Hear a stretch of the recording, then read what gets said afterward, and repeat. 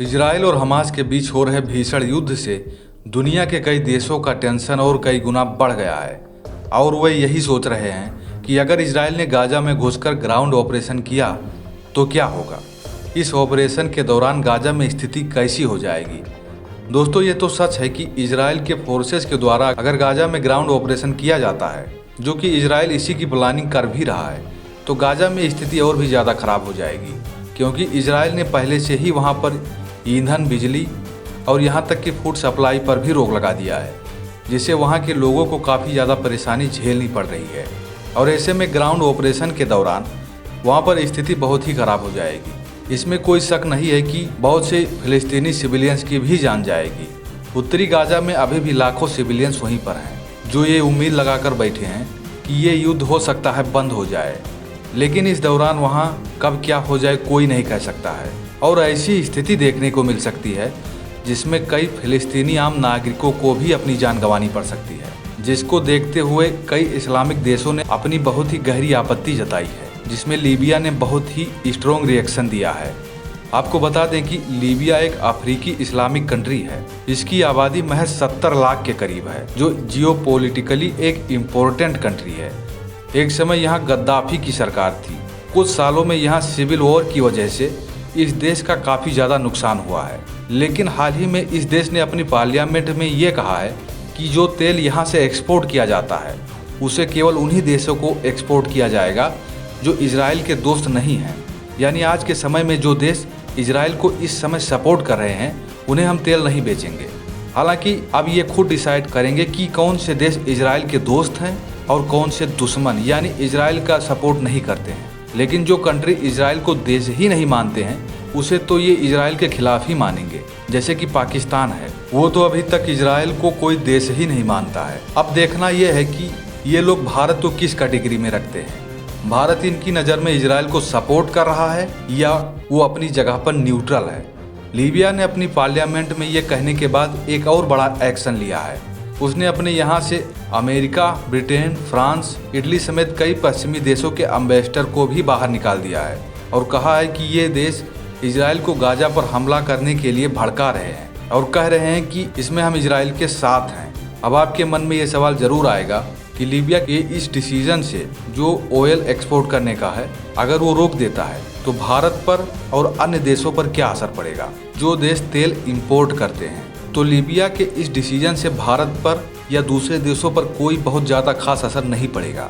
ऐसा नहीं है कि लीबिया अगर तेल का एक्सपोर्ट बंद कर देता है तो भारत के पास या दूसरे देशों के पास अन्य कोई दूसरा रास्ता नहीं बचता है।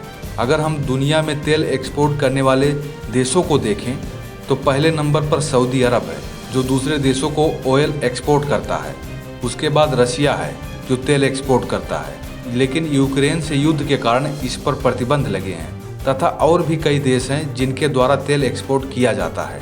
अगर हम भारत की बात करें तो हमारे देश में आधे से ज़्यादा तेल रूस से आता है। लीबिया से भारत ज़्यादा तेल नहीं खरीदता है, कभी कभी किसी समय खरीद लेता है, वो भी बहुत कम मात्रा में। इसलिए भारत पर इसका कोई खास असर नहीं पड़ेगा। दुनिया में ऑयल एक्सपोर्ट करने वाले जो देश हैं उसमें लीबिया 14 नंबर पर आता है।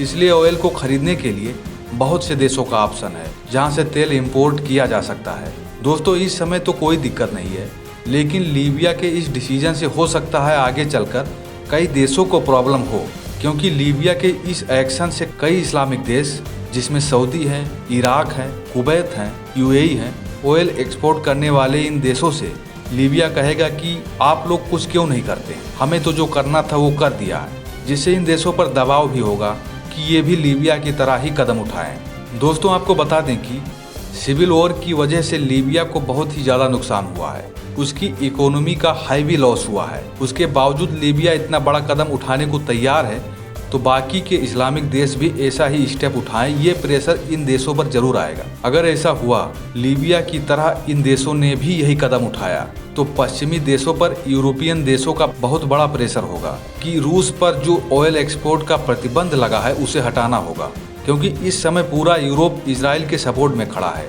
अपने यहाँ पर फिलिस्तीन के झंडे को भी बैन कर दिया है। ऐसी सिचुएशन में इन देशों ने लीबिया की तरह यही स्ट्रॉन्ग डिसीजन लिया, तो ऐसे में पूरे यूरोप को तेल मिलना बिल्कुल बंद हो जाएगा। तब उनके पास एक ही विकल्प रह जाएगा कि रूस से प्रतिबंध हटाकर उससे तेल खरीदा जाए, क्योंकि यूरोपियन देशों को बहुत ही बड़ा प्रॉब्लम फेस करना पड़ेगा। हालांकि लीबिया ने इतना बड़ा स्ट्रॉन्ग डिसीजन जो लिया है, हो सकता है उसके पीछे कहीं ना कहीं पुतिन का हाथ भी हो, क्योंकि जियोपॉलिटिक्स में पुतिन मास्टर माइंड माने जाते हैं। लगभग आज से 3-4 साल पहले से ही रूस ने अपने रिलेशन लीबिया के साथ बहुत इम्प्रूव किया है। रशियन मिलिट्री के वैगनर ग्रुप की सेना भी कई बार वहां जा चुकी है लीबिया में सिविल वॉर के दौरान मदद के लिए। इसलिए कह सकते हैं कि रूस का लीबिया से बहुत ही अच्छा संबंध है।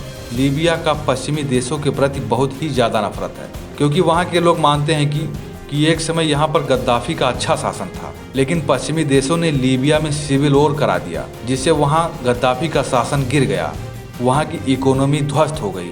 इसलिए पश्चिमी देशों के खिलाफ लीबिया में बहुत ज़्यादा आक्रोश देखने को मिलेगी। इसलिए ये लोग रूस से अपने अच्छे संबंध रखते हैं, जिसके चलते हो सकता है कि रूस ने लीबिया को कहा हो कि इजराइल का जो ये इशू चल रहा है उसको लेकर लीबिया ये स्टेप उठाए कि जो लोग इजराइल के साथ हैं उनको हम ऑयल एक्सपोर्ट नहीं करेंगे, जिससे कि बाकी इस्लामिक देशों पर भी दबाव होगा कि वो भी लीबिया जैसा स्टेप उठाएं, जिसमें यूरोप बुरी तरह से फंस जाएगा। लेकिन ये देश ऐसा कदम उठाते हैं या नहीं, ये उन पर निर्भर करता है। लेकिन रशिया भी ये कोशिश जरूर करेगा कि इन इस्लामिक देशों पर दबाव डाला जाए। उसके बाद रूस पर जो प्रतिबंध लगे हैं उसको हटाने की सिवा पश्चिमी देशों के पास और कोई दूसरा ऑप्शन नहीं रहेगा। अब देखना यह है कि ये देश क्या करते हैं, लीबिया की तरह ऐसे कदम उठाते हैं या नहीं।